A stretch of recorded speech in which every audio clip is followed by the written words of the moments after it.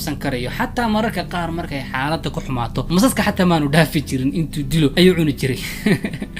wallahi baasha gaajada leedahay markay kugu xinto waxa kaliya ku fikiraysid waa sidii aad calooshaasi u qaboojin lahayd anu way in muddo ayuu xaaladaasi adag ku sugnaa hase ahaatee waa u dul qaadan kari waayay ninkii waa uu tabardareeyay qoraaladii uu ka qoray xaaladihii aad ka wadkaa uu soo maray muddadii uu baxsadka ku jiray ayaa waxa uu yiri runtii dhibaato aad u badan ayaan soo maray balse dhibaatadaasi aan soo maray waxa ka weyneyd oo ka halis badneyd miskiintii aan dilay ee nafta dhaafiyay waanan u qalmaa in aan maro dhibtan iyo dhib ka weynba okay muddo kadib xaaladiisii markii aad kaatay fikrad ayaa ku soo dhacday inuu xidho